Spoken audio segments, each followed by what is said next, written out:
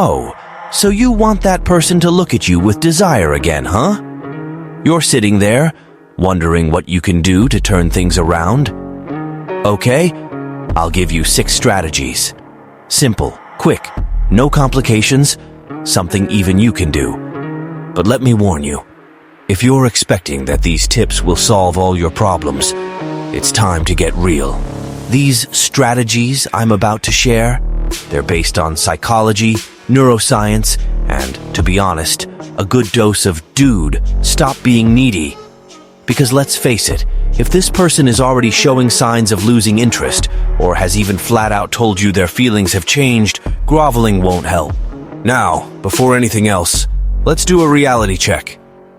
Are you acting desperate? Do you look like you've got a big sign on your forehead that says, "Please love me"? If yes, start by cutting that out. Ready to go on? Great, no more delays. Let's get straight to the point. Number 1, analyze your behavior. Let's cut to the chase. If you're acting desperate, this person already sees you as weak. And, sorry to break it to you, weakness only breeds contempt. Want some advice? Stop acting like their attention is the air you breathe. Sending messages full of sadness, as if the planet will explode just because they ignored you. Congrats. You've just guaranteed they'll want to stay as far away from you as possible. It doesn't create pity. It creates disgust. No one wants to be smothered by someone emotionally incapable of living their own life. Face it, your neediness is destroying you. This flood of sad messages, demands, and drama over every little thing. That's you digging your own emotional grave. And guess what? They've already figured out that you're insecure, and now they see you as emotionally unstable. Great, huh? You try to win them back, but every message you send just pushes them further away, like emotional repellent. What do you need to do?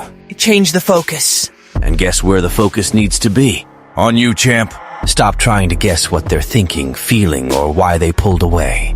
That's old news. The only thing that matters now is, how do you see yourself? Because if you don't start valuing yourself, guess what? No one else will. It's time to take control of your life. Dwelling on what went wrong will only bury you deeper in this emotional hole. Enough with the desperation. Enough with the demands. If you keep up with this needy vibe, they'll run from you like the plague. You need to be interesting, the center of your own emotions. Because if you're not, better get comfy for some quality alone time. Number 2, keep your life moving. Are you chasing after this person like they're your only chance at happiness? Tried everything to get their attention, and guess what? Nothing worked, right? Of course not. The more you beg for attention, the more irrelevant you become. It's time to face the truth. You've turned into a clingy shadow. Want this person to miss you? Want them to regret pulling away? Then stop acting like a needy puppy and go live your life. Yep, you heard me. Live your life. And don't do it just to impress them. Do it because you need it to break free from this obsession. When you're always available, they have zero reason to care. But if you disappear, pull back, create some space, then, my friend, the magic happens. Absence is curiosity's best friend. And let me just say, stop with the, "Oh, if I pull away, they'll forget about me." That's fear talking from someone who hasn't figured out the game. When you start actually living, they'll notice. You don't need to pull off any big moves. Just post a photo with friends. Do something you genuinely enjoy. But for the love of God, stop with the indirects. Don't post things like, "I'm better without you." That screams desperation, and they'll pick up on it like a dramatic teenager. Be subtle. Show that your life goes on, and that you're fine without having to beg for attention. When you pull back, get busy with important things. Something curious happens. They start wondering what you're doing and why you're no longer available. And that messes with their head. Now, don't go overboard and vanish completely, okay? If you disappear too much, it'll seem like you're doing it on purpose, and that could backfire. The key here is balance. You can't vanish, but you can't always be around either. Keep your life moving. Have something so interesting going on that they'll want to be a part of it. And trust me, this will work. Number 3, take care of your appearance and self-esteem. Let's get straight to it. No one is going to look at you with desire or interest if you look like someone drowning in self-pity. It's pointless to cry in the corner if you're not doing anything to improve your appearance. And no, this isn't superficial. This is reality, my friend. Appearance matters. When you take care of yourself, wear something decent, and feel good, it boosts your self-esteem. And let's be honest, if you don't love yourself, don't find yourself interesting, what do you expect the other person to do? Applaud your neglect? Now, picture this. You meet up with her, all disheveled, no effort to look remotely presentable. Guess what? She'll be absolutely sure she made the right decision by pulling away from you. Congrats on reinforcing her choice. So, lesson number 1, value yourself. Go get a haircut, pick an outfit that makes you look like a confident adult, and fix that defeated posture. These small changes make a huge difference, get it? And it's not just about looking better on the outside, it's about transforming yourself on the inside too. When you start acting like someone who loves themselves, things around you start to change. And yes, the person who brushed you aside will notice. But don't just dress well if you're going to walk around like a zombie, with the posture of someone who lost before they even started. Walk with your head up, show confidence, and above all, see yourself as someone who matters. Because if you don't believe that, guess what? No one else will. And surprise, this change will flick a switch in her mind. She'll start wondering, did I pull away from someone who was actually worth it? But don't be mistaken, appearance is just the start. It reflects what's inside. If you want someone to desire you again, start with yourself. Take care of your body, take care of your mind, and stop playing the inferior role. Because if you don't value yourself, sorry to say, no one else will. If you're tired of being the fool she uses as a doormat, who takes any crumbs and still gets kicked to the curb when she feels like it, then wake up. It's time to stop swallowing disrespect and turn this dirty game around. Go to the description and grab the digital book I left for you. After reading it, you'll learn how to be a real challenge, never lower your head again, and put any woman in her place without hesitation. Enough of being trampled on and discarded like trash. If you want respect, then start acting like a man who commands respect.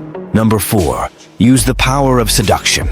Now that you've understood that you need to stop being desperate and finally start valuing yourself, let's talk about something you probably haven't really thought about. Seduction. And before you think seduction is about throwing out cheap pickup lines or saying sweet things, let me tell you, that's amateur stuff. Real seduction goes way beyond empty words. It's about attitude, posture, and above all, how you present yourself, how you carry yourself. So, if you get a chance to meet this person again, here's a basic rule. Leave your anxiety behind. Don't act desperate, like someone doing everything to get attention. You know what that shows? Desperation, neediness, and zero attractiveness. And no one in their right mind is attracted to someone wearing a "please notice me" sign on their forehead. Instead, be subtle and smart.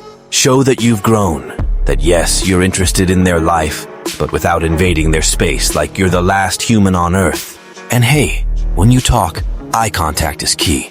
I'm not talking about that nervous look that can't hold for more than a second. I'm talking about something deeper, the famous triangular eye contact. This means looking into their eyes, then at their mouth, and back to the eyes. Simple but powerful. It's almost like creating a connection that goes beyond what you're saying. It's like saying with your eyes, "I'm here, confident and in control."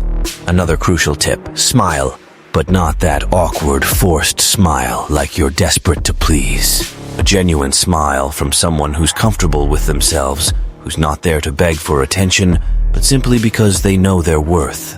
This kind of confidence is magnetic. People who love themselves and are at peace with life naturally attract others. But for the love of God, don't force friendliness. The person will spot the fakery a mile away, and that will only make them run faster than they already did. And it doesn't end there. When you're talking, create light moments. Bring up those good memories you shared, something that makes them remember why they enjoyed your company. But remember, no drama. Don't start with emotional speeches trying to relive the past as if your life depends on it. Do you know what that does? It makes you look like someone stuck in what used to be, and no one wants to go back to a place of suffering and neediness. The secret is to keep the tone light, show that you remember the good times, but that you're not desperately holding on to the past. Lastly, balance is everything. You need to be attractive, create some mystery, but without seeming like you're playing too hard to get. You know that thing about disappearing too much to see if they miss you? Don't do it. Ignoring them completely will have the opposite effect. And then, my friend, you'll just ensure they forget about you for good. The key here is to be present, but not obvious. Show that you have an interesting life, that you're fine and moving forward, and yes, it would be great if they were part of it, but you're not going to beg. And that confidence, that ability to be desirable without pleading for attention, is the real power of seduction. Number 5. Control your emotions and expectations. Now let's talk about something you seem to be ignoring: emotional control. If you want any real chance of winning this person back, you need to stop acting like an emotional hurricane. Nothing drives someone away faster than an emotional roller coaster. 1 minute you're anxious, the next you're ecstatic because you got a tiny message. Dude, that's exhausting. And guess what? No one wants to be around someone who's emotionally unbalanced. If you haven't figured that out yet, I'm here to help you wake up. First thing, stop with the unrealistic expectations. Do you think that just because you've changed your attitude for a few days, they'll come running back to you? Get ready for disappointment. This is a marathon, not a 100-meter dash. Changing for 2 or 3 days and expecting them to come crawling back won't work.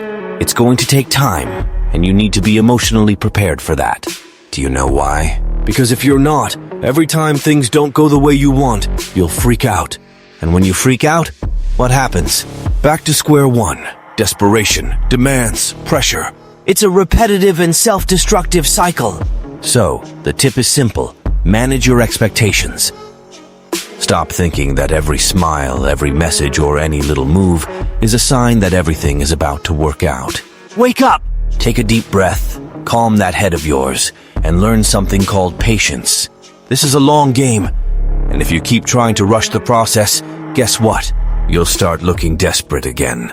And we already know that desperation is a recipe for disaster. Now, I'm not saying you need to become a cold, indifferent robot, but if you don't learn to maintain emotional balance, nothing you do on the outside will matter. The person may even notice that you've changed, but if inside you're still a mess, it will show.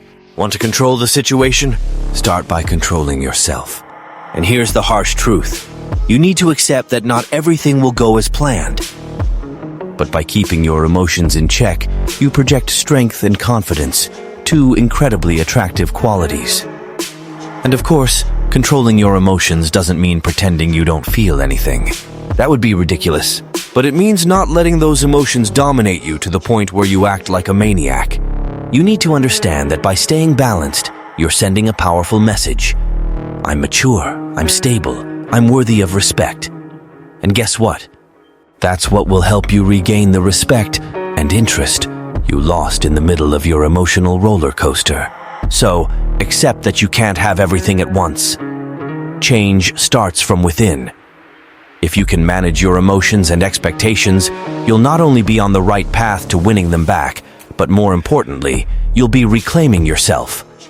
And in the end, that's the only power that truly matters. Number 6, stop being weak and take control of your life. Now it's time for the truth, my friend, and this one's going to hurt, but someone's got to say it. Stop being weak! Yes, you heard me, weak! Because that's exactly what you're being while you sit there whining, waiting for things to magically work out. If by now you haven't realized that the only person responsible for your life is you, let me rub it in your face. No one's coming to save you. Not that person, not your friends, not anyone. If you don't wake up now and stop acting like a pathetic victim of circumstances, your life is going to stay a big fat nothing. Want to know something else? No one is attracted to weakness. No one respects someone who plays the victim. Do you think someone is going to look at you with desire, respect, or admiration while you grovel, begging for scraps of attention? Really? Grow up. Life isn't about waiting for others to give you value. You define your own value. And if you don't do that now, you might as well prepare for a lifetime of mediocrity. So here's the truth. Enough with the excuses. Enough with the whining. Enough with waiting for someone's love like it's the most important thing in your existence. If you don't put yourself as priority number one, you can kiss any chance of success goodbye, whether in winning someone back, in relationships, or in any other aspect of life. And before you start justifying yourself, let me stop you right there. No one cares about your excuses.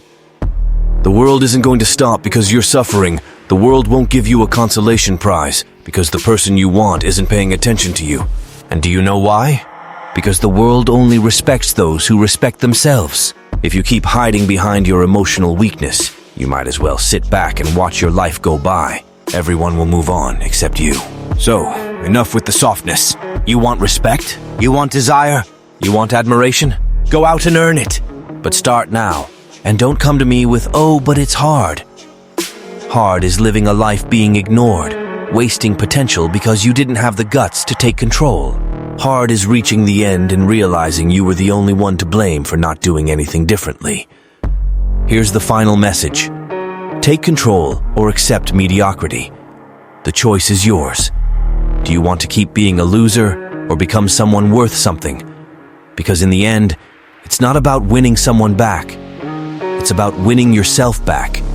If you don't do that, you can say goodbye, not just to the person you want, but to any chance of being someone important. End of story. Now go and do what needs to be done, or stop complaining, because failure will be all yours.